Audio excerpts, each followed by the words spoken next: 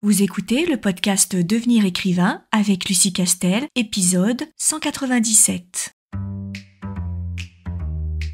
Bienvenue sur Devenir écrivain, le podcast pour démarrer et réussir votre carrière d'écrivain. Et maintenant, retrouvez votre animatrice Lucie Castel, autrice publiée à l'international, formatrice et conférencière.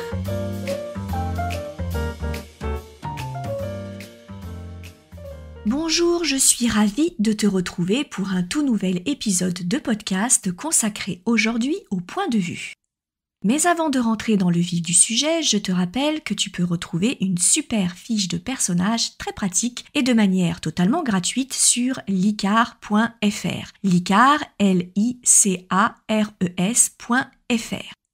Aujourd'hui, donc, parlons d'un sujet qui fâche, les points de vue. Je dis qui fâche parce que c'est un peu notre bête noire.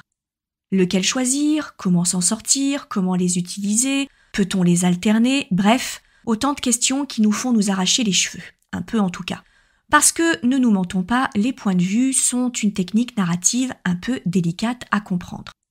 Alors nous allons essayer de mettre un petit peu d'ordre dans tout ça et j'espère qu'à la fin de ce podcast, tu y verras un peu plus clair.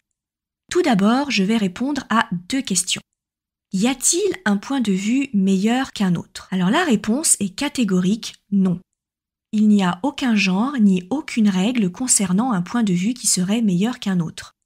Il y a des tendances, par exemple en romance et en romantaisie, on écrit plutôt à la première personne, tandis qu'en fantaisie pure ou en polar, on a plutôt tendance à utiliser la 3e personne. Mais tendance ne veut pas dire loi gravée dans le marbre, et il y a des exceptions qui marchent très bien. L'essentiel est que tu choisisses le point de vue avec lequel tu es le plus à l'aise. Alors, comment sais-tu avec quel point de vue tu es le plus à l'aise ? Je te recommande un petit exercice. Écris un chapitre avec un point de vue, puis réécris ce chapitre avec un autre point de vue. Tu vas voir immédiatement avec lequel tu es le plus à l'aise. C'est un exercice qui, en général, marche plutôt très bien. Et c'est très important d'écrire avec le point de vue avec lequel tu es le plus à l'aise parce que si tu forces ta plume naturelle, alors ça va se sentir à la lecture. Donc, sauf si tu manies les deux sans aucun problème, ce n'est pas en termes de ce qui se fait habituellement et ce qui ne se fait pas qu'il faudra que tu raisonnes, mais en termes de ce qui t'est le plus naturel. Bref, la plupart du temps, on ne choisit pas. 2e question, peut-on mélanger les points de vue ? La réponse est oui. Utiliser un point de vue n'est pas exclusif d'un autre. Tu peux donc les mélanger. Ça peut même être une très bonne chose parce que chaque point de vue interne, donc émanant d'un personnage de l'histoire, étant influencé par la psychologie de ce personnage, ça peut donner plus de couleur à ta narration. Cependant, il y a une limite, et cette limite est que l'utilisation des points de vue doit avoir un sens par rapport à ta narration. Ça ne doit pas être juste un gadget. Maintenant, voyons avec quel point de vue tu peux jouer. Pour faire simple, même si en vrai c'est un poil plus subtil, il en existe de 2 sortes. Le point de vue extérieur à l'histoire ou narrateur omniscient, dit extra-diégétique, et le narrateur interne à l'histoire, soit intra-diégétique. Tout d'abord, le narrateur extérieur omniscient. Comme son nom l'indique, le narrateur est en dehors de l'histoire. Il sait tout sur tout et maîtrise l'histoire de bout en bout. Ici, tu prends de la hauteur sur ton histoire et tu as donc une plume plus objective et moins incarnée que dans la narration interne. En théorie, le narrateur omniscient sait ce que les personnages pensent et ressentent. Tu peux donc donner quelques détails sur les pensées des différents personnages. Mais attention, ceci est une possibilité. Ça ne veut pas dire qu'il faut sauter des pensées d'un personnage à un autre. Imagine que le narrateur omniscient est le commentateur d'un match de foot. S'il se plonge dans la tête de tous les joueurs, ça devient vite une cacophonie. Alors, quels sont les avantages et les inconvénients de l'utilisation de ce point de vue ? L'avantage, c'est qu'il est omniscient, donc tu peux donner toutes les informations que tu veux au lecteur. En effet, ce narrateur sait tout sur tout, donc c'est bien plus facile de dérouler ta narration que de te demander ce que tu as le droit de dire et de ne pas dire par rapport à ce que ton personnage est censé savoir ou pas. L'inconvénient de l'utilisation de ce point de vue, c'est qu'il peut passer pour être un peu plus détaché et froid que le point de vue interne. En effet, ici, on ne se trouve pas dans la tête du narrateur, on n'y a pas accès. Il nous donne ce qu'il a envie de nous donner de façon plus ou moins objective selon la coloration que tu veux donner à ce narrateur. Mais tu as moins accès à sa psychologie qu'en ce qui concerne le point de vue interne. Donc on pourrait dire que le lecteur pourrait moins se sentir connecté à l'histoire qu'en point de vue interne, grâce auquel il peut complètement s'identifier au personnage qui parle. Bien entendu, ce que je te dis est à prendre avec des pincettes, dans le sens où, quand c'est bien fait, l'inconvénient éventuel du narrateur externe disparaît. Bref, tout est une question de sensibilité personnelle.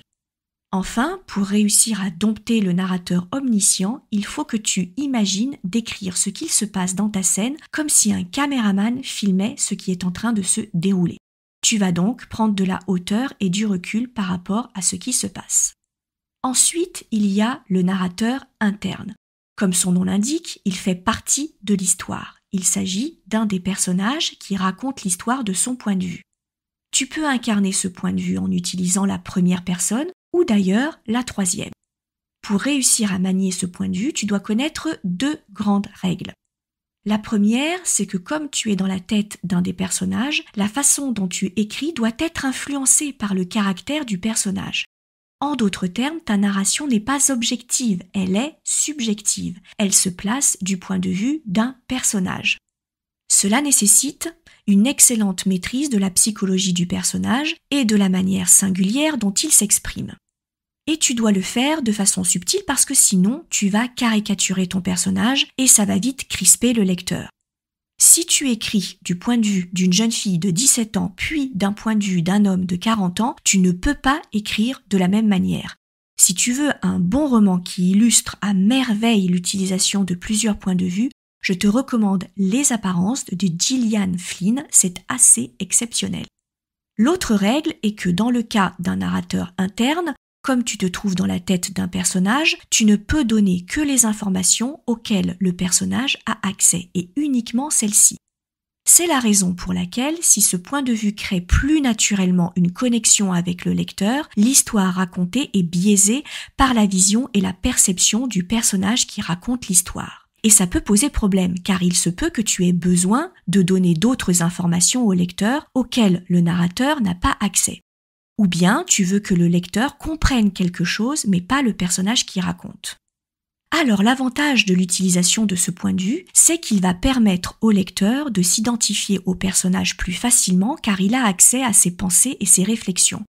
Au fur et à mesure des chapitres, le lecteur va apprendre à connaître le personnage et donc se sentir connecté à lui, puisque la façon dont tu vas narrer l'histoire va forcément être chargée d'humanité.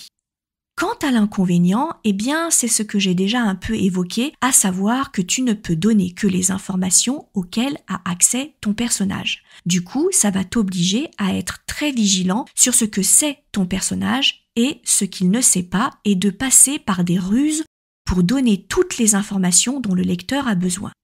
Par exemple, il se passe une scène clé à laquelle le narrateur n'assiste pas, mais qui est cruciale pour la suite de l'histoire. Il va falloir que tu trouves une manière pour que le contenu de cette scène arrive aux oreilles de ton narrateur.